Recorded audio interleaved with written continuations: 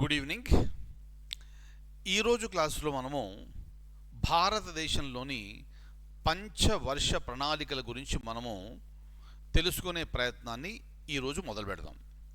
అయితే డైరెక్ట్గా పంచవర్ష ప్రణాళికలకు వెళ్ళే కంటే ముందు అసలు పంచవర్ష ప్రణాళికలు మొదలుపెట్టే కంటే ముందు ఏం జరిగింది అన్న విషయాలు మనకు తెలుసు. దానితో పాటుగా మరికొన్ని పాయింట్స్ ఇప్పుడు మీకు జోడిస్తూ ఆ విషయాల్ని మనం ముందుకు తీసుకెళ్తూ ఈ కాలక్రమంలో ఏర్పడ్డ ప్లానింగ్ కమిషన్, ప్రణాళిక సంఘము, అలాగే జాతీయ అభివృద్ధి మండలి, వాటి గురించి కూడా మనం తెలుసుకుందాం. మరి ప్లానింగ్ అనేది సిలబస్లో ఇచ్చారు కాబట్టి దీనికి సంబంధించిన ప్రశ్నలు కూడా రావచ్చు. కానీ మనకు ఆల్రెడీ తెలుసు, ప్రణాళికా సంఘం అనేది రద్దు చేయబడింది. ప్రణాళికా సంఘం లేదు అంటే ఇక జాతీయ అభివృద్ధి మండలి లేదు. అయితే ఈ రెండు ఎందుకు ఏర్పాటు చేశారు, ఎవరు ఏర్పాటు చేశారు, ఎలా ఏర్పాటు చేశారు, వాటన్నిటిని తెలుసుకోవాలంటే మనం ఈ పంచవర్ష ప్రణాళికలకు సంబంధించిన కాన్సెప్ట్ మనకు అర్థం కావాలి. పంచవర్ష, పంచ అంటే 5, వర్ష అంటే సంవత్సరాలు. అంటే 5 సంవత్సరాలకు సంబంధించిన ప్రణాళికలు. ప్రణాళిక అన్నామంటే అక్కడ లక్ష్యం మనకు ఉంది అని అర్థం. లక్ష్యం ఉంది కాబట్టే ప్రణాళిక వచ్చింది. ప్రణాళిక ఉంది అంటే అక్కడ లక్ష్యాన్ని మనం గుర్తించాము అని అర్థం. మరి ఆ లక్ష్యాన్ని సాధించాలి అంటే ప్రణాళిక అనేది అవసరం. కాబట్టి భారతదేశము మన ఆర్థిక వ్యవస్థకు సంబంధించిన పురోగతి సాధించడానికి ప్రణాళికల్ని మనం అడాప్ట్ చేసుకున్నాము. క్లియర్? అయితే మనం ఏమంటున్నాం ఇక్కడ, పంచవర్ష ప్రణాళికలు, 5 ఇయర్ ప్లాన్స్ అంటాము. 5 ఇయర్ ప్లాన్స్ అంటాం. ఏమిటి ఇయర్ అంటే, ఇక్కడ అందరూ కూడా దయచేసి జాగ్రత్తగా జ్ఞాపకం పెట్టుకోండి. ఈ విషయం చెప్పడానికి గల కారణం ఏమిటంటే, మీలో డెఫినెట్గా కొంతమంది ఎకానమీ బ్యాక్గ్రౌండ్ కానీ, లేదా ఇప్పుడిప్పుడే మీరు పేపర్ చదవడం మొదలుపెట్టి ఉండొచ్చు. అటువంటి వారికి ఈ క్లారిటీ అనేది చాలా ఇంపార్టెంట్. దయచేసి జాగ్రత్తగా వినండి. మనం ఇక్కడ పంచవర్ష అన్నప్పుడు, వర్ష అంటే సంవత్సరం. మరి సంవత్సరం అంటే ఏమిటి? ఇక్కడ మనకు 2 రకాల సంవత్సరాలు మనకు కనిపిస్తాయి. ఒకటేమో క్యాలెండర్ ఇయర్, రెండవదేమో ఫైనాన్షియల్ ఇయర్. ఫైనాన్షియల్ ఇయర్ అంటే ఆర్థిక సంవత్సరం. మీరు ఎప్పుడు కూడా జ్ఞాపకం పెట్టుకోండి, మనం ఇక్కడ ఇండియన్ ఎకానమీలో మాట్లాడుతున్నంత కాలము మనం ఫైనాన్షియల్ ఇయర్ గురించే మనం మాట్లాడుతున్నామని అర్థం. ఏమిటి ఫైనాన్షియల్ ఇయర్ అంటే? ఉదాహరణకు చూడండి, ఇప్పుడు క్యాలెండర్ ఇయర్ అంటే జనవరి 1వ తేదీన మొదలయ్యి డిసెంబర్ 31వ తేదీన ముగుస్తుంది. దాన్ని క్యాలెండర్ ఇయర్ అంటాం. అది మీరు ఇండియాలో ఉండండి, అమెరికాకు వెళ్ళండి, ఆస్ట్రేలియాకు వెళ్ళండి, ఏ దేశానికి వెళ్ళినా కూడా ప్రపంచంలో ఉన్న అన్ని దేశాలు ఫాలో అయ్యేది ఏమిటంటే క్యాలెండర్ ఇయర్. క్లియర్? కానీ ఆర్థిక సంవత్సరం విషయం వచ్చేటప్పటికి మన దేశంలో మనం పాటించే ఆర్థిక సంవత్సరము వేరే దేశము పాటించకపోవచ్చును. అంటే వారి వారి పరిస్థితులను బట్టి ఒక్కొక్క దేశం ఒక్కోలాగా ఇది అడాప్ట్ చేసుకోవడం జరిగింది. మరి భారతదేశంలో ఆర్థిక సంవత్సరం ఎప్పుడు మొదలవుతుంది అంటే ఏప్రిల్ 1న మొదలయ్యి మార్చి 31న ముగుస్తుంది. మీరు చూడండి, మీరు పేపర్లో చదివేటప్పుడు మీకు కనిపిస్తుంది FY 2024-25 అని కనిపిస్తుంది. FY అంటే ఫైనాన్షియల్ ఇయర్. అదే మీరు తెలుగులో చదువుతున్నప్పుడు తెలుగు పేపర్లో ఆర్థిక సంవత్సరము 24-25 అని ఇస్తారు. అంటే దాని అర్థం ఏమిటి? ఆర్థిక సంవత్సరము 24-25 అంటే ఏప్రిల్ 1, 2024న మొదలయ్యి మార్చి 31, 2025న ముగిసే సంవత్సరాన్ని ఆర్థిక సంవత్సరం అంటాం. క్లియర్? మన దేశంలో ఈ పద్ధతి ఉంది, వేరే దేశంలో వేరే రకంగా ఉండొచ్చు. కానీ మనం మాట్లాడేది భారత ఆర్థిక వ్యవస్థ గురించి కాబట్టి మన ఆర్థిక సంవత్సరం గురించి తెలుసుకోవడం మనకు చాలా ముఖ్యం. అందుకే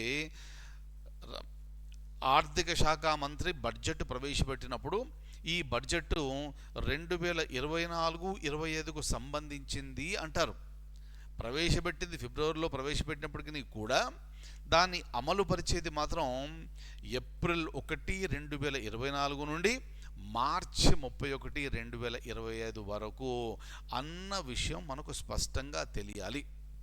ఆమె క్లియర్?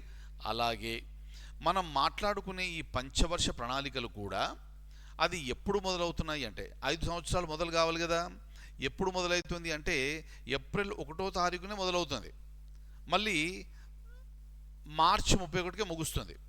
ఉదాహరణకు చూడండి, మొదటి పంచవర్ష ప్రణాళిక కాలం ఎంత అన్నప్పుడు నేనేం చెప్తాను, ఏప్రిల్ 1, 1951 నుండి మార్చి 31, 1956 అని చెప్తాను నేను.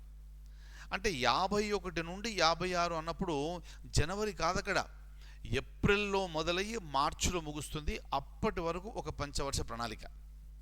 మరి అటువంటి పంచవర్ష ప్రణాళికలు భారతదేశంలో ఇప్పటి వరకు ఎన్ని ప్రవేశపెట్టారు అంటే 12. ఎన్ని? 12. మరి 12వ పంచవర్ష ప్రణాళిక కాలం ఏది అని అడుగుతారు. మొదటి పంచవర్ష ప్రణాళిక కాలం ఏది అడగొచ్చు, 12వ పంచవర్ష ప్రణాళిక కాలం అని అడగొచ్చు, లేదా చిట్ట చివరి పంచవర్ష ప్రణాళిక కాలం ఏది అని అడగొచ్చును. అడిగినప్పుడు డైరెక్ట్గా 2012 to 2017 అని ఇస్తారు అని నేను అనుకోను.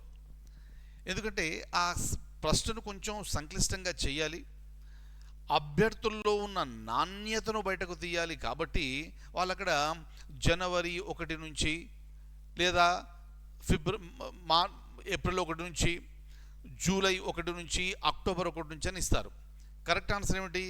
ఏప్రిల్ 1, 2012 నుండి మార్చి 31, 2017 వరకు చిట్ట చివరి పంచవర్ష ప్రణాళిక, అదే 12వ పంచవర్ష ప్రణాళిక. క్లియర్? సో ఒక్కొక్క పంచవర్ష ప్రణాళికకు సంబంధించి ఈ పాయింట్స్ అన్నీ కూడా నేను మీకు చూపిస్తూ ఉంటాను. ఆ రేంజ్ మీరు జ్ఞాపకం పెట్టుకోవాలి. రేంజ్ అంటే ఏ సంవత్సరంలో మొదలైంది, ఏ సంవత్సరంలో ముగిసింది అనేది. మరి ఇక్కడ మీరు డైరెక్ట్గా అనొచ్చు, మీరు మరి పంచవర్షాన్ని మీరే చెప్తున్నారు కదా, ఏ సంవత్సరంలో మొదలైతే తెలిస్తే ఏ సంవత్సరంలో క్లోజ్ అయిందో మేము చెప్పగలం కదా అంటారు. Right? Good, that is correct. కానీ ఒక పంచవర్ష ప్రణాళిక మాత్రం ఈ సమయానికంటే ముందే ముగిసిపోయింది. కాబట్టి ఆ రేంజ్ అనేది మీకు జ్ఞాపకం ఉండాలి, ఆ టైం పీరియడ్ మీకు ఖచ్చితంగా జ్ఞాపకం ఉండాలి. ఎందుకంటే ఇటువంటివే ఎగ్జామినేషన్లో అడుగుతుంటారు. కాబట్టి ఇవన్నీ నేను మీకు చెబుతూ ముందుకెళ్తుంటాం. మనము జాగ్రత్తగా పాయింట్స్ అన్ని నోట్ చేసుకోండి, రివైజ్ చేసుకోండి. క్లియర్? ఇక మనం ఆల్రెడీ చెప్పాను కదా, మొదటి పంచవర్ష ప్రణాళికకు వెళ్ళే కంటే ముందు మనం కొన్ని అంశాలు మనం చూస్తాం. క్లియర్? ముందుగా చూడండి, మనం ఆర్థిక వ్యవస్థ అన్నప్పుడు,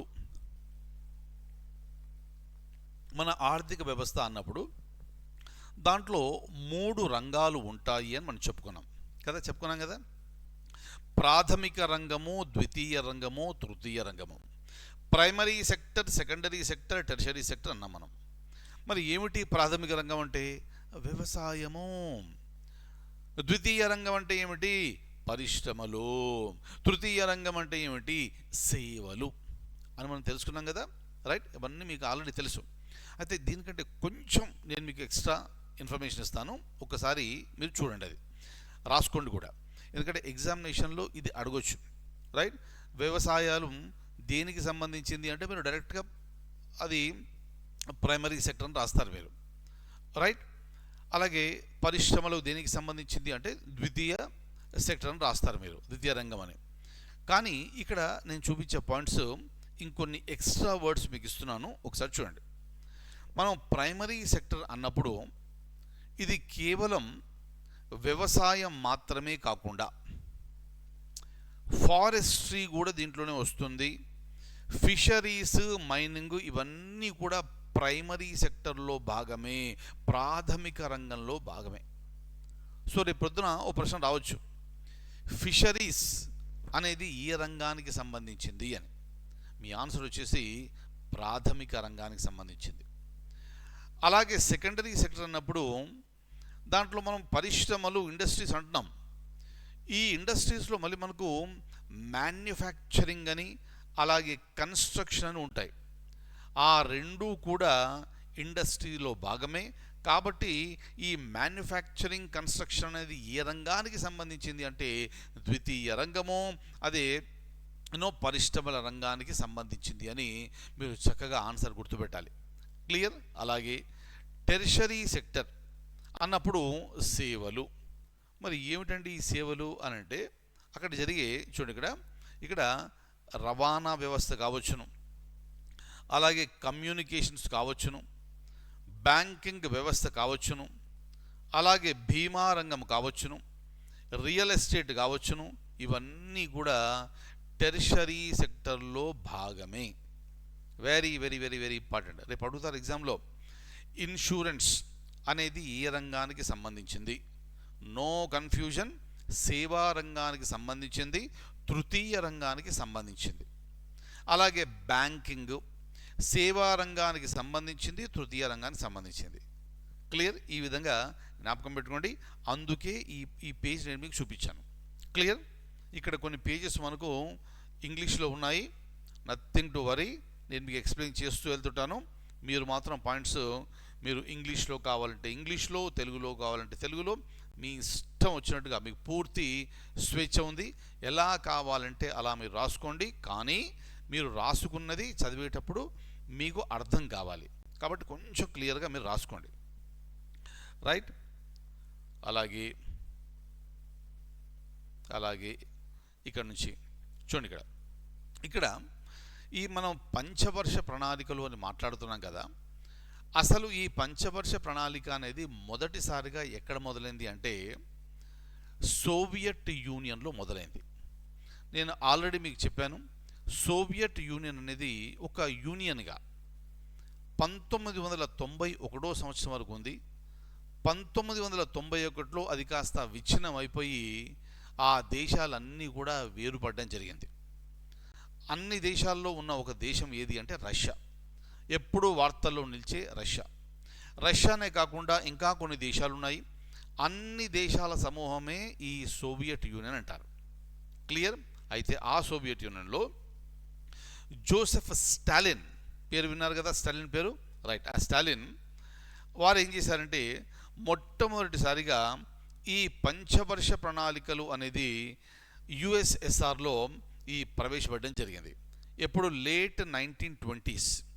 సో అప్పుడు ఈ పంచవర్ష ప్రణాళికల్ని ప్రవేశపెట్టిన దేశం ఏది అంటే యుఎస్ఎస్ఆర్, మాజీ సోవియట్ యూనియన్. క్లియర్. అయితే ఆ తర్వాత చాలా దేశాలు కూడా ఈ పంచవర్ష ప్రణాళికని వారి దేశంలో ప్రవేశపెట్టుకోవడం జరిగింది. ఎందుకు అన్న విషయం కూడా నేను ఆల్రెడీ చెప్పాను. 1930వ దశకంలో ఆర్థిక మాంద్యము ప్రపంచం మొత్తాన్ని కుదిపేసింది. ఆ ఆర్థిక మాంద్యం సమయంలో ప్రపంచంలో ఉన్న దేశాల ఆర్థిక వ్యవస్థ కుదేలైపోతే ఏమీ ప్రభావం లేకుండా చక్కగా గట్టిగా బలంగా నిలబడ్డ ఆర్థిక వ్యవస్థ ఏది అంటే సోవియట్ యూనియన్. అప్పుడు ప్రపంచంలో ఉన్న దేశాలన్నీ కూడా సోవియట్ యూనియన్ వైపు చూసి అసలు మీరు ఏం చేశారు, మీ ప్రణాళిక ఏమిటి అని వారు మాట్లాడి గ్రహించి మిగతా దేశాలు కూడా ఆ ప్రణాళిక వ్యవస్థని వారి దేశంలో ప్రవేశపెట్టడం జరిగింది. అలా ప్రవేశపెట్టిన దేశాల్లో భారతదేశము ఉంది, మన పొరుగు దేశమైన చైనా కూడా ఉంది. Very very very very important. కాబట్టి ప్రపంచంలో ఉన్న చాలా దేశాల్లో కూడా ఇప్పుడు ప్రణాళిక వ్యవస్థను ఎక్కడి నుంచి గ్రహించారు అంటే మాజీ సోవియట్ యూనియన్ నుంచి గ్రహించారు. అలాగే భారతదేశానికి సంబంధించి కూడా మన ప్రణాళిక వ్యవస్థని ఏ దేశం నుండి గ్రహించడం జరిగింది? సోవియట్ యూనియన్ నుండి గ్రహించడం జరిగింది. క్లియర్. అలాగే చైనాలో అంటే ఒక్కొక్క దేశం ఒక పేరు పెట్టుకుంటుంది కదా. మన దగ్గరేమో పంచవర్ష ప్రణాళికలు అన్నాం. ఇక్కడ రష్యాలో జిహువా అంటారు అన్నట్టు, అంటే nothing but guide lines. Clear. అయితే భారతదేశానికి సంబంధించి మొట్టమొదటిసారిగా 1938 సంవత్సరంలో నేషనల్ ప్లానింగ్ కమిటీని ఏర్పాటు చేయడం జరిగింది. క్లియర్. జాతీయ ప్రణాళిక కమిటీని ఏర్పాటు చేసింది. చేసింది ఎవరు అంటే ఐఎన్సి అధ్యక్షుడు అప్పుడున్నవారు వారే సుభాష్ చంద్రబోస్. కాబట్టి రేపు పరీక్షలో 1938 సంవత్సరంలో జాతీయ ప్రణాళిక కమిటీని ఏర్పాటు చేసింది ఎవరు అంటే అక్కడ మీరు ఐఎన్సి ఉంటే ఐఎన్సి రాయండి, లేకపోతే సుభాష్ చంద్రబోస్ ఉంటే ఆ పేరు గుర్తించండి సరిగ్గా. క్లియర్? అలాగే నేషనల్ ప్లానింగ్ కమిటీకి చైర్మన్గా వ్యవహరించినది ఎవరు అన్నప్పుడు ఆన్సర్ వచ్చేసి జవహర్ లాల్ నెహ్రూ కదా. ఈ పాయింట్స్ మనం ఆల్రెడీ చెప్పుకున్నాం. ఇది మరొకసారి రివిజన్ లాగా అయిపోయింది, రైట్? ఒకవేళ బై మిస్టేక్ ఎవరైనా ఆ క్లాస్ విని ఉండకపోతే దయచేసి ఈ పాయింట్స్ మీరు నోట్ చేసుకోండి. మళ్ళీ ఒకసారి నేను చెప్తున్నాను, మనం మాట్లాడుకునే ఎకానమీ, మనం చర్చించుకునే ఎకానమీ చాలా డిఫికల్ట్ టాపిక్ అని చాలామంది ఉద్దేశం. అయితే అటువంటి ఉద్దేశాలని, అటువంటి అపోహల్ని దూరం చేస్తూ మనం చక్కగా ఎకానమీ క్లాసులు మనం చెప్పుకుంటాం. కాకపోతే మీ అందరికీ కూడా సబ్జెక్ట్ బాగా అర్థం కావాలి అంటే క్లాసులన్నీ వరుస క్రమంలో చూడండి. క్లాసులు కొన్ని ఎగ్గొట్టి చూస్తుంటే కుదరదు. క్లియర్? మధ్యలో కొన్ని క్లాసులు వదిలేసి తర్వాత క్లాస్కి వెళ్తాం అనేది బాగుండదు. ఎందుకంటే సబ్జెక్ట్లో ఆ సీక్వెన్స్ పోతే ఆ లింక్ పోయినప్పుడు సరిగా అర్థం కాదు. క్లియర్? నెక్స్ట్ ఇక్కడ ఇక 1938వ సంవత్సరంలో మనకు ఈ నేషనల్ ప్లానింగ్ కమిటీ వచ్చింది. అలాగే 1944లో బాంబే ప్లాన్, 8 మంది ఇండస్ట్రియలిస్టులు కలిసి ఇచ్చారు, మనకు తెలిసింది అది. ఆ 8 మంది ఇండస్ట్రియల్ పేర్లు ఏమిటి అనేది కూడా మనం చర్చించుకున్నాము. ప్రశ్న అక్కడి నుంచి వచ్చే అవకాశం ఉంది అని కూడా మనము అనుకున్నాము. అలాగే 1945వ సంవత్సరంలో రెండవ ప్రపంచ యుద్ధం ముగిసిన తర్వాత ఇక్కడ ఇండియన్ ట్రేడ్ యూనియన్ ద్వారా వచ్చింది పీపుల్స్ ప్లాన్. ఈ పాయింట్ కూడా మనం చెప్పుకున్నాం. క్లియర్? అప్పుడు కూడా world war 1 period, world war 2 period ఇవన్నీ చెప్పిన తర్వాత మనం ఈ వరల్డ్ వార్ 2 అయిపోయిన తర్వాత 1945లో ఇండియన్ ట్రేడ్ యూనియన్ ద్వారా వచ్చిన ప్రణాళిక ఏది అంటే పీపుల్స్ ప్లాన్. క్లియర్? అలాగే 1950లో వచ్చిన ప్లాన్ ఏమిటి అంటే సర్వోదయ ప్లాన్. దాన్ని ఎవరు ఫార్ములేట్ చేశారు, ఎవరు రూపొందించారు అంటే జయప్రకాష్ నారాయణ్. క్లియర్? వారు ఎవరో కూడా మనం ఆల్రెడీ చర్చించుకున్నాం. అయితే అసలు ప్లానింగ్ అనేది ఎందుకు అన్న ప్రశ్న కనుక వస్తే, ప్లానింగ్ అనేది ఎందుకు అంటే rapid promotion of a standard of living by proper exploitation of the resources. Very very very very important one. అంటే మన దేశంలో ఉన్న వనరుల్ని సద్వినియోగపరుచుకుంటూ దాని ద్వారా లాభాలను పొందుతూ మన జీవన శైలిని మెరుగుపరుచుకోవడానికి ఈ ప్రణాళిక అనేది అవసరం. అంటే ఏమిటి? ఈ స్టాండర్డ్ ఆఫ్ లివింగ్ పెరగాలి, జీవన శైలిలో నాణ్యత రావాలి అంటే ముందుగా ప్రజల దగ్గర డబ్బు ఉండాలి. డబ్బు ఉండాలి అంటే ఉద్యోగాలు రావాలి. ఉద్యోగాలు రావాలి అంటే పరిశ్రమలు ఏర్పాటు చేయాలి. పరిశ్రమలు ఏర్పాటు చేయాలి అంటే ఈ వనరులని మనం ఉపయోగించుకోవాలి. ఇలా ఒకదానికొకటి లింక్ అయి ఉండి అల్టిమేట్గా మన జాతీయ ఆదాయము పెరుగుతుంది, తలసరి ఆదాయము పెరుగుతుంది. తద్వారా ఈ జీవన ప్రమాణాలు కూడా పెరుగుతాయి. ఆ జీవన ప్రమాణాలు పెంచడానికే ఈ ప్రణాళిక యొక్క అవసరము. Very very very very important. Clear? Next point, right. ఇక ప్లానింగ్ భారతదేశంలో ఈ ప్రణాళిక విషయానికి వచ్చేటప్పటికి 1930వ దశకంలో ప్రపంచంలో ఉన్న ప్రతి దేశం కూడా ఆర్థిక మాంద్యానికి గురైంది. అలా గురి కాకుండా నిలబడ్డ ఒకే ఒక్క దేశం సోవియట్ యూనియన్. ఆ సోవియట్ యూనియన్ నుంచే మనం ఇక్కడ ఈ ప్రణాళికను గ్రహించాం. అయితే 1934 సంవత్సరంలో very very very important point రాసుకోండి, మోక్షగుండం విశ్వేశ్వరయ్య, మరొక మహానుభావుడు, అద్భుతమైన వ్యక్తి, ప్రత్యేక పరిచయం అవసరం లేని వ్యక్తి. మోక్షగుండం విశ్వేశ్వరయ్య 1934లో వారు ఒకటి రాశారు. అదేమిటంటే ప్లాన్డ్ ఎకానమీ ఫర్ ఇండియా అనే పుస్తకం రాశారు వారు. Planned economy for India. Clear? మరి దీని యొక్క గొప్పతనం ఏమిటి అంటే this the first systematic work కంటెంప్లేటింగ్ A planned economy of India. భారతదేశ ఆర్థిక వ్యవస్థకు సంబంధించి ఒక చక్కటి పుస్తకము, సక్రమంగా రాసిన మొట్టమొదటి పుస్తకం ఏమిటి అంటే ప్లాన్డ్ ఎకానమీ ఫర్ ఇండియా. ఎగ్జామ్లో అడుగుతారు, ఈ పుస్తకాన్ని రచించింది ఎవరు, ఏ సంవత్సరం అని అడగొచ్చు. దాని ఆన్సర్ వచ్చేసి Mokshagundam Visvesvaraya. Very very very important. Clear. అలాగే 1938 సంవత్సరంలో ఇండియన్ నేషనల్ కాంగ్రెస్ ద్వారా నేషనల్ ప్లానింగ్ కమిటీ ఏర్పడింది.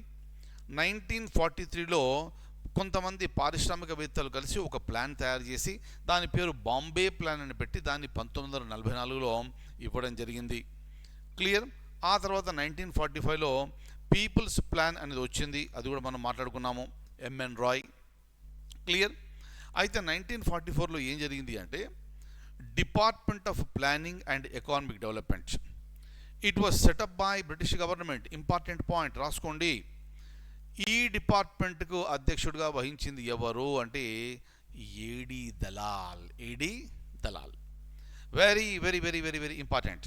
క్లియర్. అలాగే 1944లో ఇక్కడ ఎంఎన్ రాయ్ ద్వారా మనకు వచ్చింది పీపుల్స్ ప్లాన్. రైట్. ఎవరు వారు? Founder of communist party of India M N Roy, వారి ద్వారా వచ్చింది పీపుల్స్ ప్లాన్. ఆ తర్వాత ఎస్ఎం అగర్వాల్ గాంధీయన్ ప్లాన్ని ప్రచురించడం జరిగింది. ఇవన్నీ అయిపోయిన తర్వాత చాలా చాలా ముఖ్యమైన పాయింట్ ఏమిటి అంటే 1946 సంవత్సరంలో 1946లో ప్లానింగ్ అడ్వైజరీ బోర్డు అనేది ఏర్పాటు చేశారు. ఎప్పుడు ఏర్పాటు చేశారు అనేది ఇంపార్టెంట్, ఎవరు ఏర్పాటు చేశారు అనేది కూడా ఇంపార్టెంట్. ఎవరు ఏర్పాటు చేశారు? అప్పుడు ఉన్న ఇంటరిమ్ గవర్నమెంట్. ఏమిటి interim government? First of all interim అంటే తాత్కాలిక ప్రభుత్వము. ఏ సంవత్సరం గురించి మాట్లాడుతున్నాము? 1946. మనకు స్వాతంత్రం వచ్చింది ఎప్పుడు? 1947లో. మరి ఒక సంవత్సరం ముందే ఏమిటి తాత్కాలిక ప్రభుత్వము అనేది ఇంపార్టెంట్. నా జ్ఞాపకం ఉంది, మనం ఇండియన్ పాలిటీ చెప్పుకున్నప్పుడు ఈ పాయింట్ నేను చెప్పాను. క్లియర్. అయితే మరొకసారి మీకు చెప్తాను, జాగ్రత్తగా వినండి. 1946 ఎప్పుడు వచ్చింది? రెండవ ప్రపంచ యుద్ధం అయిపోయిన తర్వాత. రెండవ ప్రపంచ యుద్ధము 1945లో ముగిసింది అని మనకు తెలుసు. యుద్ధం ముగిసింది, బ్రిటిష్ వారు నిర్ణయాలు తీసుకుంటున్నారు, భారతదేశానికి స్వాతంత్రం ఇచ్చి వారు వెళ్ళిపోదామని. క్లియర్. కాబట్టి వీలైనంత తొందరగా స్వాతంత్రం ఇచ్చి వారి దేశానికి వారు వెళ్ళిపోతే యుద్ధ కారణంగా వారి దేశంలో జరిగిన నష్టాన్ని, మళ్ళీ నష్టము, దానివలన జరిగిన ఆర్థిక వ్యవస్థ కుప్పకూలిపోవడం వలన ఆర్థిక వ్యవస్థను మళ్ళీ బలోపేతం చేసుకోవడానికి వెంటనే వెళ్ళిపోదామని ప్లాన్ చేస్తూ ఇక్కడ భారతదేశంలో ఒక తాత్కాలిక ప్రభుత్వం అంటూ ఏర్పాటు చేశారు. ఆ తాత్కాలిక ప్రభుత్వానికి నాయకత్వం వహించింది ఎవరు అంటే Jawahar Lal Nehru. Very very very very important. పరీక్షలో అడుగుతారు, భారతదేశంలో తాత్కాలిక ప్రభుత్వాన్ని, ఇంటరిమ్ గవర్నమెంట్ని ఏర్పాటు చేసిన సంవత్సరం ఏది? 1946. ఆ ప్రభుత్వానికి నాయకత్వం వహించింది ఎవరు? ఆన్సర్ వచ్చేసి జవహర్ లాల్ నెహ్రూ. వారిని అప్పుడు ఉపరాష్ట్రపతి, అంటే దాని ఇక్కడ వైస్ ప్రెసిడెంట్ అంటారు. క్లియర్. భారతదేశానికి కాదు వైస్ ప్రెసిడెంట్, వారిని వైస్ ప్రెసిడెంట్గా నియమించింది దేనికి అంటే ఇక్కడ తాత్కాలికంగా ఏర్పాటు చేసిన ప్రభుత్వానికి. ఆ జవహర్ లాల్ నెహ్రూ గారే మనకు స్వాతంత్రం వచ్చిన రోజున ఆగస్టు 15, 1947 వారు ప్రమాణ స్వీకారం చేయడం జరిగింది. అంటే మనకు శాశ్వత ప్రభుత్వం ఏర్పడింది ఆగస్టు 15, 1947 అయితే దానికంటే ముందు సంవత్సరంలోనే తాత్కాలిక ప్రభుత్వాన్ని బ్రిటిష్ వారు ఏర్పాటు చేయడం జరిగింది. ఆ తాత్కాలిక ప్రభుత్వానికి కూడా నాయకత్వం వహించింది ఎవరు అంటే జవహర్ లాల్ నెహ్రూ గారు. That's it. I'm clear now. ఇక నోట్లో కనుక మనం చూసుకుంటే బాంబే ప్లాన్ కావచ్చు, పీపుల్స్ ప్లాన్ కావచ్చు, గాంధీయన్ ప్లాన్ కావచ్చు, దాన్ని ఎప్పుడూ కూడా అమలు పరచడం అనేది జరగలేదు. అమలు పరచడం అనేది జరగలేదు. ఇంపార్టెంట్. రైట్. నెక్స్ట్. రైట్. అలాగే భారతదేశంలో ఈ ప్రణాళిక అనేది ఎందుకు ముఖ్యం? క్లియర్? ప్రణాళిక అనేది ఎందుకు ముఖ్యం అంటే, భారతదేశంలో అధిక జనాభా, అంటే అధిక జనాభా ఉన్నా తక్కువ జనాభా ఉన్నా ప్రణాళిక అనేది అవసరం. కానీ ప్రణాళిక అనేది ఖచ్చితంగా అవసరం ఎక్కడ ఉంటుంది అంటే, ఎక్కువ జనాభా ఉన్న దేశంలో. ఎంత మనది జనాభా ఇప్పుడు? 150 కోట్లని మనం చెప్తాం. మన అఫీషియల్ లెక్కల్లో ఒకచోట చూశాను 144 కోట్లు అని. కానీ మనం మాట్లాడేది మనకు స్వాతంత్రం వచ్చిన సమయంలో, మన రాజ్యాంగం అమలుపరిచినప్పుడు. అప్పుడు భారతదేశం యొక్క జనాభా 30 కోట్లు. అప్పుడున్న 30 కోట్లు కాస్త ఇప్పుడు 150 కోట్లు అయిపోయింది. క్లియర్? మరి అధిక జనాభా ఉన్నప్పుడు ప్రజలందరికీ సంక్షేమ పథకాలు చేరాలి అన్నప్పుడు ప్రత్యేక ప్రణాళికా వ్యవస్థ అనేది ఉండాలి. Is at clear? ఇదొక పాయింట్. రెండవది లో పర్ క్యాపిటా ఇన్కమ్, తక్కువ తలసరి ఆదాయం. ఎందుకుంది మనకు తక్కువ తలసరి ఆదాయము అంటే, గత క్లాస్లో మనం చెప్పుకున్నట్టుగా బ్రిటిష్ వారు చివరి అంకంలో అంటే 1901 నుండి 1946 వరకు భారతదేశానికి సంబంధించిన ఈ ఆర్థిక వృద్ధి అనేది కేవలం 1% మాత్రమే ఉంది. మరి 1% మాత్రమే వృద్ధి చెందుతున్నప్పుడు ఈ తలసరి ఆదాయం అనేది తక్కువగా ఉంటుంది. తలసరి ఆదాయాన్ని కనుక పెంచితే జీవన ప్రమాణాలు పెరుగుతాయి. అలా జీవన ప్రమాణాలు పెరగాలి అంటే తలసరి ఆదాయాన్ని పెంచాలి. తలసరి ఆదాయాన్ని పెంచాలి అంటే జాతీయ ఆదాయాన్ని పెంచాలి. జాతీయ ఆదాయాన్ని పెంచాలి అంటే ఆర్థిక వృద్ధి అనేది కావాలి. అది సాధించాలి అంటే ప్రణాళిక అనేది కావాలి. కాబట్టి ప్రణాళిక అనేది భారతదేశానికి ఖచ్చితంగా అవసరమైన అంశం. అలాగే ఇన్ఈక్వాలిటీ ఆఫ్ డిస్ట్రిబ్యూషన్, పంపిణీలో సమానత్వం అనేది లేదు. అంటే ఏమిటి? దేశంలో ఉన్న వనరులన్నీ కూడా ప్రజలందరికీ సమానంగా చేరాలి. కానీ ధనికులకు ఎక్కువగా చేరుతూ పేదలని విస్మరించడం జరిగింది. మరి అలా పేదల్ని విస్మరించకూడదు. ఈ అవకాశాలు అన్నీ సమానంగా ఉండాలి. వనరులు కూడా సమంగా పంపిణీ కావాలి అంటే ప్రణాళిక వ్యవస్థ అవసరము అని మనం గుర్తించడం జరిగింది. Clear? Number 3. Number 4 inefficient production, సరిగ్గా సక్రమంగా లేని ఉత్పత్తి. మరి ఉత్పత్తి సరిగ్గా లేకపోతే ప్రజలకు మీరు ఏం అందిస్తారు? ఉత్పత్తి సరిగ్గా లేకపోవడం గల కారణం ఏమిటి అంటే ప్రణాళికలు అనేది సరిగ్గా లేకపోవడం.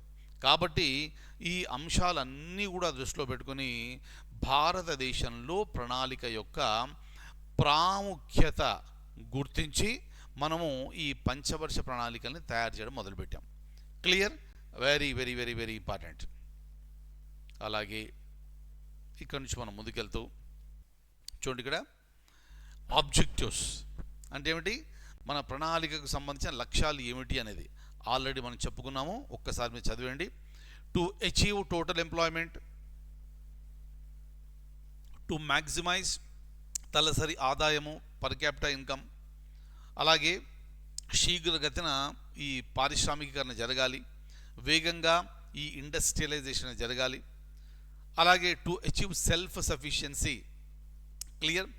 అంటే మనకు కావాల్సిన దాంట్లో ఈ స్వయం సమృద్ధిని మనం సాధించాలి. అలాగే reduction of inequalities of income, ఈ ఆదాయ వ్యత్యాసాలు ఏవైతే ఉన్నాయో ఆ వ్యత్యాసాలని తగ్గించాలి. క్లియర్? ఇవన్నీ కూడా మన ప్రణాళికకు సంబంధించిన ముఖ్య లక్ష్యాలుగా మనం చెప్పవచ్చు. క్లియర్? ఇక నెక్స్ట్ టాపిక్ చూడండి. దీంట్లోనే what are the basic features of Indian planning. భారతదేశ ప్రణాళిక వ్యవస్థకు సంబంధించి ముఖ్య లక్షణాలు ఏమిటి అంటే ఆ లక్షణాలు చూస్తే మన ప్రణాళిక ఎలా ఉంది అనేది గుర్తించవచ్చు. క్లియర్? ఇక్కడ మనం 3 లక్షణాలను చూస్తున్నాము. ఒకటి మిక్స్డ్ ఎకానమీ, మిశ్రమ ఆర్థిక వ్యవస్థ. రెండవది బ్యాలెన్స్డ్ గ్రోత్ స్ట్రాటజీ, అంటే సమతుల్యంగా పెరుగుదల ఉండాలి. తర్వాత మినిమైజింగ్ ఫారిన్ అసిస్టెన్స్, అంటే విదేశాల నుంచి వచ్చే ఈ గ్రాంట్లు కానీ అప్పుల మీద తక్కువగా ఆధారపడడం అనేది మన ప్రణాళిక లక్షణాల్లో ముఖ్యమైనవి. మొదటిది కనుక మనం చూస్తే మిక్స్డ్ ఎకానమీ అంటున్నాం, మిశ్రమ ఆర్థిక వ్యవస్థ. మనకు ఆల్రెడీ తెలుసు, మన ప్రణాళిక వ్యవస్థను ప్రవేశపెట్టినప్పటి నుంచి కూడా మన దేశంలో మిశ్రమ ఆర్థిక వ్యవస్థ అనేది ఉంది. మిశ్రమ ఆర్థిక వ్యవస్థ అంటే coexistence of government, meaning public sector and private sector in a country. Clear? దాన్ని మిశ్రమ ఆర్థిక వ్యవస్థ. మనది ముందు నుంచి కూడా మిశ్రమ ఆర్థిక వ్యవస్థ. మన ప్రణాళికకు సంబంధించి అదొక ముఖ్య లక్షణంగా మనం గుర్తుంచుకోవాలి. రెండవది బ్యాలెన్స్డ్ గ్రోత్ స్ట్రాటజీ. ఏమిటి బ్యాలెన్స్డ్ గ్రోత్? నేను ఆల్రెడీ మీకు చెప్పినట్టుగా కొన్ని దేశాలు ఎక్కువగా వ్యవసాయం మీద ఆధారపడితే మరికొన్ని దేశాలు ఎక్కువగా పరిశ్రమల మీద ఆధారపడతాయి. ఈ పరిశ్రమల మీద ఆధారపడ్డ దేశాల్లో ఈ ఆర్థిక పురోగతి అనేది చాలా ఫాస్ట్గా జరిగి ఆ దేశాలు అభివృద్ధి చెందిన దేశాలుగా మారాయి. అభివృద్ధి చెందిన దేశాలన్నీ కూడా మొదట్లో వ్యవసాయం పైన ఆధారపడ్డ దేశాలే, వ్యవసాయ ఆధారిత దేశాలే. కానీ వ్యవసాయం మీద మాత్రమే ఆధారపడితే ఈ ఆర్థిక ఎదుగుదల, ఆర్థిక పెరుగుదల, ఎకానమిక్ గ్రోత్ అనేది అంత ఫాస్ట్గా ఉండదు. కాబట్టి ఈ వ్యవసాయం నుంచి కాస్త ముందుకెళ్ళి పరిశ్రమలు స్థాపించి ఆ దేశాలు అభివృద్ధి చెందిన దేశాలుగా ఉన్నాయి. క్లియర్? అందుకని ఆ దేశాలు పరిశ్రమల మీద బాగా దృష్టి పెట్టి డబ్బులు బాగా సంపాదించినప్పటికీ కూడా వ్యవసాయ ఉత్పత్తులకు సంబంధించి ఇప్పటికీ కూడా వేరే దేశాలపైన ఆధారపడి ఉన్నారు. మరి ఇవన్నీ మనకు కళ్ళకట్టినట్టు కనిపిస్తున్నాయి. కాబట్టి భారతదేశంలో ఈ బ్యాలెన్స్డ్ గ్రోత్ అనేది ఉండాలి, సమతుల్యత అనేది ఉండాలి. దేంట్లో సమతుల్యత? వ్యవసాయ రంగానికి ప్రాధాన్యత ఇవ్వాలి, పరిశ్రమలకు కూడా ప్రాధాన్యత ఇవ్వాలి. ఆల్రెడీ మనది వ్యవసాయ ఆధారిత దేశము, కానీ మరి అభివృద్ధి చెందిన దేశంగా మారాలి అంటే పరిశ్రమలకు ప్రాముఖ్యత ఇవ్వాలి. పరిశ్రమలకు ప్రాముఖ్యత ఇచ్చినా కూడా వ్యవసాయాన్ని విస్మరించకూడదు. వ్యవసాయాన్ని విస్మరిస్తే, పంటలు లేకపోతే, వ్యవసాయ ఉత్పత్తులు ప్రజలకు అందుబాటులో లేకపోతే రేపు అవసరం వచ్చినప్పుడు విదేశాల నుంచి దిగుమతి చేసుకోవాల్సిన పరిస్థితి వస్తుంది. ఒకవేళ విదేశాల నుంచి దిగుమతి చేసుకోవాల్సి వస్తే మనం ఎక్కువ చెల్లింపులు చేయాల్సి వస్తుంది. ఇవన్నీ కూడా మన ఆర్థిక వ్యవస్థకు మంచిది కాదు. కాబట్టి మనం ముందు నుంచే ప్లాన్డ్గా వ్యవసాయానికి ప్రాముఖ్యత ఇస్తూ ఈ ఉత్పత్తుల్ని ఎక్కడా కూడా మనం తగ్గకుండా, అందుకని ఆల్రెడీ చెప్పాను నేను, మనకి ఈ ఉత్పత్తులు ఆ పర్సంటేజ్ పెరుగుతూ ఉంది. ఈ వ్యవసాయ ఉత్పత్తులు అనేది తగ్గకుండా వాటిని పెంచుకుంటూ పోయి పరిశ్రమలకు కూడా సరైన ప్రాధాన్యత ఇస్తూ మనము అత్యంత వేగంగా మనము ఎదుగుతున్నాము. అందుకే ప్రపంచంలో ఇప్పుడు ఫాస్టెస్ట్ గ్రోయింగ్ మేజర్ ఎకానమీ ఏది, చాలా వేగంగా ఎదుగుతున్న ఈ ఆర్థిక వ్యవస్థ ఏ దేశానిది అంటే భారతదేశానిది. Clear? Very very very important. ఎందుకంటే ఈ కారణాలు అంటే ఆ లక్షణాలు ఉండడం వలన మనం అలా ముందుకు వెళ్ళగలుగుతున్నాము. ఇక లాస్ట్ది మినిమైజింగ్ ఫారిన్ అసిస్టెన్స్. అంటే ఏమిటి మినిమైజింగ్ ఫారిన్ అసిస్టెన్స్ అంటే? ఇతర దేశాలపైన ఆధారపడుతూ సాంకేతిక పరంగా కావచ్చు, గ్రాంటుల పరంగా కావచ్చు, అప్పుల పరంగా కావచ్చు, ఇతర దేశాలపై ఆధారపడడం అనేది వీలైనంత వరకు తగ్గించి మన దేశంలో ఉన్న వనరుల్ని మనమే సరిగ్గా ఉపయోగించుకుంటూ మన ఆర్థిక అభివృద్ధిని మనమే నిర్దేశించుకోవడము, అదే మినిమైజింగ్ ఫారిన్ అసిస్టెన్స్. జ్ఞాపకం పెట్టుకోండి, ఈ లక్షణాలు 3: ఒకటి మిశ్రమ ఆర్థిక వ్యవస్థ, రెండవది సమతుల్యత, మూడవది ఇతర దేశాలపై ఆధారపడడం అనేది తగ్గించడము. Very very very very important. Clear? Next, మరి ఇవన్నీ సాధించాలంటే భారతదేశం ఏం చేసింది? భారతదేశం ఏం చేసింది అంటే ఒక ప్రణాళికా సంఘాన్ని ఏర్పాటు చేసుకున్నాము. అలాగే ఒక జాతీయ అభివృద్ధి మండలిని కూడా మనం ఏర్పాటు చేసుకున్నాం. మరి ఈ ప్రణాళిక సంఘం ఎలా వచ్చింది? ఎప్పుడు ఏర్పడింది? 1950వ సంవత్సరంలో. దానికంటే ముందు మన రాజ్యాంగాన్ని అమలుపరిచాం. దానికంటే ముందు మనకు స్వాతంత్రం వచ్చింది. స్వాతంత్రం వచ్చే కంటే 1 సంవత్సరం ముందు భారతదేశంలో తాత్కాలిక ప్రభుత్వం ఏర్పడింది అన్నాం. ఆ తాత్కాలిక ప్రభుత్వమే ప్లానింగ్ అడ్వైజరీ బోర్డును ఏర్పాటు చేసింది. ఈ ప్లానింగ్ అడ్వైజరీ బోర్డు ఏర్పాటు గల కారణం ఏమిటి అంటే, భారతదేశానికి సంబంధించిన ప్రణాళికా వ్యవహారంలో సూచనలు ఇవ్వడానికి. అయితే 1946 సంవత్సరంలో ఏర్పాటు చేసిన ప్లానింగ్ అడ్వైజరీ బోర్డు ప్రభుత్వానికి ఒక రికమెండేషన్, ఒక సూచన ఇవ్వడం జరిగింది. ఆ సూచన ఏమిటంటే, భారతదేశంలో ఒక ప్రత్యేకమైన ప్రణాళికలు తయారు చేయడానికి వ్యవస్థ అనేది ఉండాలి, కాబట్టి ప్రణాళికా సంఘాన్ని ఏర్పాటు చేయండి అని చెప్పింది ఎవరు అంటే ప్లానింగ్ అడ్వైజరీ బోర్డు. 1946 సంవత్సరంలో ఏర్పాటు చేసిన ప్లానింగ్ అడ్వైజరీ బోర్డు సూచన మేరకు 1950 సంవత్సరంలో ప్రణాళికా సంఘాన్ని ఏర్పాటు చేశారు. Is that okay? అది 1950లో జరిగింది, 1950లో. ఆ తర్వాత 2 సంవత్సరాలకు జాతీయ అభివృద్ధి మండలిని ఏర్పాటు చేయడం జరిగింది. ప్లానింగ్ కమిషన్ ఏర్పాటు చేసింది ప్లానింగ్ అడ్వైజరీ బోర్డు సలహా మేరకు అయితే, జాతీయ అభివృద్ధి మండలిని ఏర్పాటు చేసింది ప్రణాళికా సంఘం యొక్క సలహా మేరకు. రేపు అడుగుతారు ఎగ్జామినేషన్లో, ఎవరి సూచనతో, ఎవరి సలహాతో నేషనల్ డెవలప్మెంట్ కౌన్సిల్ జాతీయ అభివృద్ధి మండలిని ఏర్పాటు చేయడం జరిగింది? ఆన్సర్ వచ్చేసి ప్లానింగ్ కమిషన్. మరి ప్లానింగ్ కమిషన్ని ఎవరి సలహా మేరకు ఏర్పాటు చేశారు? Planning advisory board. Planning advisory board ఏ సంవత్సరంలో ఏర్పాటైంది? 1946. ఎవరు ఏర్పాటు చేశారు? తాత్కాలిక ప్రభుత్వం. ఆ తాత్కాలిక ప్రభుత్వానికి నాయకత్వం వహించింది ఎవరు? జవహర్లాల్ నెహ్రూ. ఇవన్నీ కూడా examination point of view important points. Clear? కాబట్టి ఇండియా ఏం చేసింది? ప్రణాళికా సంఘాన్ని ఏర్పాటు చేసుకున్నాము, ఎన్డీసీ ఏర్పాటు చేసుకున్నాము. అది ఏమిటనేది ఇప్పుడు చూద్దాం మనం. ఇక ప్లానింగ్ కమిషన్ వచ్చినప్పటికీ మనకు ఆల్రెడీ తెలిసిందే, ఏర్పాటు చేసిన సంవత్సరం 1950. సలహా ఎవరిచ్చారు? Planning advisory board. మరి ఈ ప్లానింగ్ అడ్వైజరీ బోర్డు సలహా ప్రకారం ప్రణాళికా సంఘాన్ని ఏర్పాటు చేస్తే ఎలా ఏర్పాటు చేశాం? ప్రణాళికా సంఘం ఏమైనా రాజ్యాంగంలో ఉందా? లేదు. ఏదైనా చట్టంని ఆమోదించి పార్లమెంట్లో అప్పుడు ఏర్పాటు చేశామా? కాదు. కానీ ప్రణాళికా సంఘం ఏర్పడింది 1950లో. అప్పటి నుంచి 2014 చివరి వరకు కూడా అద్భుతంగా ప్రణాళిక సంఘం కొనసాగింది. మరి ఎలా ఏర్పాటు చేశారంటే, క్యాబినెట్ తీర్మానం ద్వారా ప్రణాళికా సంఘాన్ని ఏర్పాటు చేయడం జరిగింది. ఎవరి తీర్మానము? క్యాబినెట్ తీర్మానం ద్వారా. ఏమిటి క్యాబినెట్ తీర్మానము? మనం ఇండియన్ పాలిటీలో మనం నేర్చుకున్నాం, మంత్రిమండలి ఉంటుంది.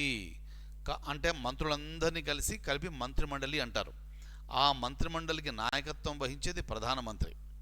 కానీ దీంట్లో కొంతమంది ముఖ్యమైన వ్యక్తులు ఉంటారు, వారిని క్యాబినెట్ మినిస్టర్స్ అని మనం పిలుస్తాం. సాధారణంగా నిర్ణయాలు తీసుకోవాలంటే మంత్రిమండలి సమావేశం జరగదు, క్యాబినెట్ సమావేశాలే జరుగుతాయి. ఆ క్యాబినెట్కు నాయకత్వం వహించేది కూడా ప్రధానమంత్రి.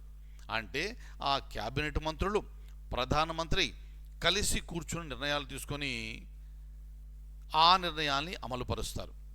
అలా తీసుకున్న నిర్ణయాలే క్యాబినెట్ రెజల్యూషన్స్ అని, క్యాబినెట్ తీర్మానాలు అంటారు. అంటే 1950 సంవత్సరంలో ఒక నిర్ణయం తీసుకొని క్యాబినెట్లో ఆ ప్రకారంగా ఏర్పాటు చేసిన సంస్థ ప్రణాళికా సంఘము. Very very very very important.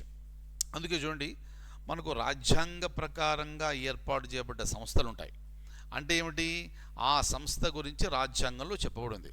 అంటే సుప్రీంకోర్టు కావచ్చు, హైకోర్టు కావచ్చు, ప్రెసిడెంట్ కావచ్చు, గవర్నర్ కావచ్చు, సిఏజీ కావచ్చు, ఇవన్నీ కూడా రాజ్యాంగంలో ఉన్నాయి. ఒకవేళ మీరు ఆ ఇన్స్టిట్యూషన్ని, ఆ సంస్థని తొలగించాలి అంటే రాజ్యాంగాన్ని సవరించవలసిందే. క్లియర్? అలాగే మీరు ఉదాహరణకు నేషనల్ హ్యూమన్ రైట్స్ కమిషన్ ఉంది, జాతీయ మానవ హక్కుల సంఘము. అది ఎలా ఏర్పాటు చేశాము? రాజ్యాంగంలో ఉందా? లేదు. మరి ఎలా ఏర్పాటు చేశాము అంటే, పార్లమెంటులో బిల్లు ప్రవేశపెట్టి ఒక చట్టాన్ని ఆమోదించి ఆ చట్ట ప్రకారంగా ఏర్పాటు చేయబడ్డదే జాతీయ మానవ హక్కుల సంఘం. క్లియర్? ఒకవేళ భవిష్యత్తులో ఆ జాతీయ మానవ హక్కుల సంఘాన్ని తొలగించాలి అంటే ఏ ప్రకారంగా అయితే మీరు ఏర్పాటు చేశారో అదే ప్రకారంగా తొలగించవలసి ఉంటుంది. ఉభయ సభల్లో బిల్లు ప్రవేశపెట్టి పాస్ చేసి రాష్ట్రపతి సంతకం పెట్టిన తర్వాత ఏర్పాటు చేశాము. ఒకవేళ తొలగించాలి అంటే ఉభయ సభల ఆమోదం పొంది ఈ బిల్లు ప్రవేశపెట్టి ఉభయ సభలు ఆమోదం పొందిన తర్వాత రాష్ట్రపతి సంతకంతో ఆ తర్వాత ఈ కమిషన్ని తొలగించడం అనేది జరుగుతుంది. అంటే ఎలా ఏర్పాటు చేశామో అదే పద్ధతిలో తొలగించాలి తప్ప వేరే పద్ధతిలో తొలగించడానికి వీల్లేదు. అయిపోయిందా? అయితే మరి ప్రణాళికా సంఘం అనేది ఇప్పుడు లేదు అని మనం అనుకున్నాం. ప్రణాళికా సంఘం స్థానంలో మనకు జనవరి 1, 2017 నుంచి వచ్చింది. జనవరి 1, 2015 2015 2015 జాగ్రత్తగా రాసుకోండి. 2015లో వచ్చింది నీతి ఆయోగ్. క్లియర్? మరి ప్రణాళికా సంఘం మాయమైపోయింది. ఏది మరి ప్రణాళిక సంఘం? ఎవరు తొలగించారు? ఏ విధంగా అయితే మీరు ఏర్పాటు చేశారో అదే విధంగా దాన్ని తొలగించారు. క్యాబినెట్లో ఒక నిర్ణయం తీసుకొని ఒక తీర్మానాన్ని ఆమోదించి ఏర్పాటు చేశారు. అలాగే 2014లో క్యాబినెట్ మీటింగ్లో ప్రధానమంత్రి నాయకత్వంలో నిర్ణయం తీసుకొని ఇక ప్రణాళికా సంఘం అవసరం లేదు అని దాన్ని రద్దు చేయడం జరిగింది. ప్రణాళికా సంఘం స్థానంలో వచ్చిందే నీతి ఆయోగ్. క్లియర్? అయిపోయింది కదా? Important points. Next right. So cabinet resolution అంటే ఏంటో మనం చెప్పుకున్నాము, అయిపోయింది ఇది. అలాగే ఈ ప్రణాళికా సంఘం అనేది రాజ్యాంగ సంస్థ కాదు అని, అలాగే ఇది ఈ చట్టం ద్వారా ఏర్పాటు చేయబడ్డ సంస్థ కాదు అని మనం ఆల్రెడీ చెప్పుకున్నాము. ఈ 2 పాయింట్స్ కూడా మీరు జ్ఞాపకం పెట్టుకోండి. అయితే ప్రణాళికా సంఘంలో ఎవరెవరు ఉండేవారు? సో ఇక్కడ క్యాబినెట్ తీర్మాన ప్రకారంగా ప్రణాళికా సంఘం ఏర్పాటైన తర్వాత ప్రధానమంత్రి ఎక్స్ అఫీషియో చైర్మన్గా వ్యవహరిస్తారు. అంటే దీని అర్థం ఏంటి? ఎవరైతే ప్రధానమంత్రిగా ఉంటారో వారు ఆటోమేటిక్గా ప్రణాళికా సంఘానికి చైర్మన్గా ఉంటారు. అలా కాకుండా ఇంకా ఒక చైర్మన్ మాత్రమే కాకుండా ప్రణాళికా సంఘానికి డిప్యూటీ చైర్మన్ కూడా ఉండేవారు. ఆ డిప్యూటీ చైర్మన్ని నియమించేది ఎవరు అంటే క్యాబినెట్. క్లియర్? రాసుకోండి. వీళ్ళే కాకుండా ఒక 4-5 మంత్రులు క్యాబినెట్ నిర్ణయం ప్రకారంగా ఆ మంత్రులు కూడా ఇక్కడ సభ్యులుగా ఉంటారు. అంతేకాకుండా ఈ ప్రణాళికా సంఘంలో కొంతమంది నిపుణులు ఉంటారు. అంటే నీటిపారుదలలో నిపుణులు కావచ్చు, వ్యవసాయ నిపుణులు కావచ్చును, లేదా ఇక్కడ పరిశ్రమలకు సంబంధించిన నిపుణులు కావచ్చును. ఆ నిపుణులు కూడా దీనిలో సభ్యులుగా ఉంటారు. ఆ నిపుణులను నియమించేది కూడా క్యాబినెట్. ఇది ప్రణాళికా సంఘం. ఒక చైర్మన్, ఒక డిప్యూటీ చైర్మన్, కొంతమంది మంత్రులు, కొంతమంది నిపుణులు. ఇది జాగ్రత్తగా చూస్తే వీరందరూ కూడా కేంద్ర ప్రభుత్వానికి చెందినవారే. మరి ఈ ప్రణాళికా సంఘం యొక్క బాధ్యత ఏమిటి? ఇది డ్రాఫ్ట్ తయారు చేయాలి. అంటే జాతీయ ప్రణాళికలు తయారు చేయాలి, నేషనల్ ప్లాన్ తయారు చేయాలి. అంటే కేవలం కేంద్ర ప్రభుత్వానికి సంబంధించిన కొంతమంది అక్కడ కూర్చొని మరి దేశానికి సంబంధించిన ఈ ప్రణాళికలు ఎలా తయారు చేస్తారు, క్లియర్ అన్న ఒక పాయింట్ వచ్చింది అక్కడ. ఆ పాయింట్ వల్ల ఏం జరిగింది అంటే రాష్ట్రాలు కొన్ని అక్కడ అభ్యంతరం తెలిపాయి. రైట్? ఏమిటి అభ్యంతరం? రాజ్యాంగ ప్రకారంగా మనం ఈ ఒక సమాఖ్య దేశము అంటున్నాం మనం. అంటే ఏమిటి ఇక్కడ? భారతదేశము సమాఖ్య దేశము, కానీ సమాఖ్య అనే పదము రాజ్యాంగంలో ఎక్కడా లేదు. పాలిటీ క్లాస్లో మీకు చెప్పాను నేను. సమాఖ్య అంటే ఏమిటి? కేంద్ర రాష్ట్రాల మధ్య అధికార విభజన. ఏ దేశంలో అయితే కేంద్రానికి రాష్ట్రాలకు మధ్య అధికార విభజన జరుగుతుందో ఆ దేశాన్ని సమాఖ్య దేశంగా మనం పిలుస్తాము. భారతదేశము సమాఖ్య దేశము. ఆ స్పిరిట్ అంతా కూడా మనకు రాజ్యాంగంలో రాజ్యాంగంలో మనకు కనిపిస్తుంది. ముఖ్యంగా 7వ షెడ్యూల్లో మనకు కనిపిస్తుంది. List 1, list 2, list 3. 1వ జాబితా, 2వ జాబితా, 3వ జాబితా. 1వ జాబితాలో ఉన్న అంశాలపైన కేంద్ర ప్రభుత్వం నిర్ణయాలు తీసుకుంటే, రెండవ జాబితాలో ఉన్న అంశాలు అంటే రాష్ట్ర జాబితా అంటారు. మొదటి జాబితాను కేంద్ర జాబితాలో ఉన్న అంశాలపైన కేంద్రమే నిర్ణయాలు తీసుకుంటే, రాష్ట్ర జాబితాలో ఉన్న అంశాలపైన రాష్ట్రాలే నిర్ణయం తీసుకుంటే, మూడవ జాబితా వచ్చేసి ఉమ్మడి జాబితా. అవసరాన్ని బట్టి ఇటు కేంద్రం కానీ రాష్ట్రం కానీ నిర్ణయాలు తీసుకోవచ్చు. కానీ ఇక్కడ కేంద్రానికి రాష్ట్రాలకు మధ్య అధికార విభజన అనేది స్పష్టంగా మనకు 7వ షెడ్యూల్లో ఉంది కాబట్టి, రాజ్యాంగంలోని 7వ షెడ్యూల్లో ఉంది కాబట్టి భారతదేశము సమాఖ్య దేశంగా మనం చెబుతున్నాం. మరి ఈ జాతీయ ప్లాన్, ఈ నేషనల్ ప్లాన్ అనేది కేవలం కేంద్ర ప్రభుత్వమే చేస్తే అది సమాఖ్య స్ఫూర్తికి విరుద్ధమా కాదా అని రాష్ట్రాలు అడగడం మొదలుపెట్టాయి. కాబట్టి ఈ డిమాండ్ను దృష్టిలో ఉంచుకొని ప్రణాళికా సంఘం ఒక సూచన చేసింది. ఆ ప్రణాళికా సంఘం సూచన ప్రకారంగా జాతీయ అభివృద్ధి మండలిని ఏర్పాటు చేయడం జరిగింది. Clear, very very important. జాతీయ అభివృద్ధి మండలిని ఏర్పాటు చేయడం జరిగింది. అంటే ఇక్కడ పాయింట్ ఏమిటి? జాతీయ అభివృద్ధి మండలిని ఎలా ఏర్పాటు చేశారు అంటే ప్రణాళికా సంఘం సూచన మేరకు. ప్రణాళికా సంఘాన్ని ఎలా ఏర్పాటు చేశారు అంటే ప్లానింగ్ అడ్వైజరీ బోర్డు సూచన ప్రకారంగా మనం ఏర్పాటు చేశాం. క్లియర్. ప్రణాళికా సంఘంలో ఎవరుంటారో మనం చూసుకున్నాము.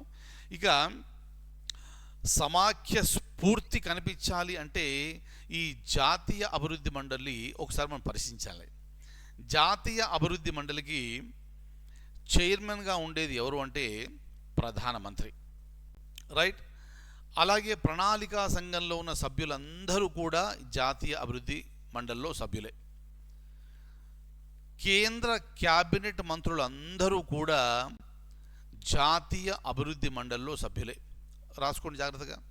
ప్రధానమంత్రి చైర్మన్, ప్రణాళికా సంఘంలోని సభ్యులందరూ కూడా జాతీయ అభివృద్ధి మండలిలో సభ్యులే. కేంద్ర క్యాబినెట్ మంత్రులందరూ కూడా జాతీయ అభివృద్ధి మండలిలో సభ్యులే, రైట్. మరి సమాఖ్య స్ఫూర్తి కనిపించాలి కాబట్టి అన్ని రాష్ట్రాల ముఖ్యమంత్రులు కూడా జాతీయ అభివృద్ధి మండలిలో సభ్యులే. అలాగే ఏ కేంద్ర పాలిత ప్రాంతాల్లో అయితే ముఖ్యమంత్రి ఉంటారో ఆ ముఖ్యమంత్రి కూడా జాతీయ అభివృద్ధి మండలిలో సభ్యులే. ఏ కేంద్ర పాలిత ప్రాంతాల్లో అయితే ముఖ్యమంత్రి లేకుండా లెఫ్టినెంట్ గవర్నర్ ఆధ్వర్యంలో ఉంటుందో ఆ లెఫ్టినెంట్ గవర్నర్లు కూడా ఈ జాతీయ అభివృద్ధి మండలిలో సభ్యులే. అంటే పెద్ద బాడీ తయారైపోయింది.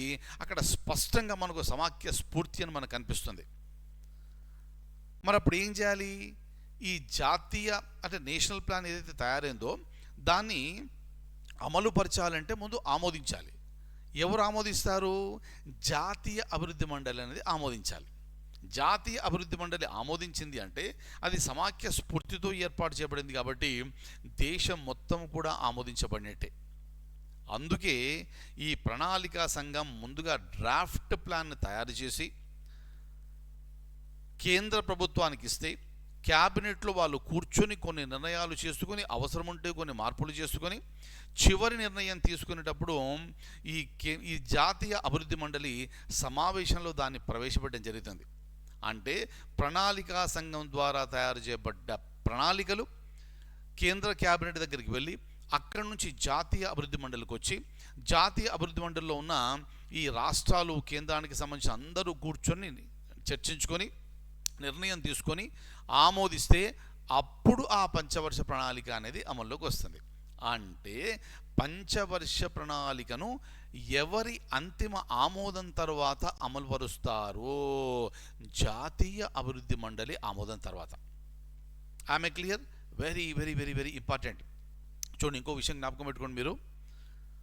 1947 స్వాతంత్రం, 1950 రాజ్యాంగం అమల్లోకి వచ్చింది. అమల్లోకి వచ్చిన తర్వాత మనం ప్రణాళికా సంఘాన్ని ఏర్పాటు చేశాం. ప్రణాళికా సంఘం ఏర్పడ్డ 2 సంవత్సరాల తర్వాత నేషనల్ డెవలప్మెంట్ కౌన్సిల్ జాతీయ అభివృద్ధి మండలి అక్కడ మనం ఏర్పాటు చేశాం. అయితే మనం గమనించాల్సింది ఏంటంటే భారతదేశంలో మొదటిసారిగా సార్వత్రిక ఎన్నికలు ఎప్పుడు జరిగాయి అంటే అక్టోబర్ 1951లో మొదలయ్యి ఫిబ్రవరి 1952లో ముగిశాయి.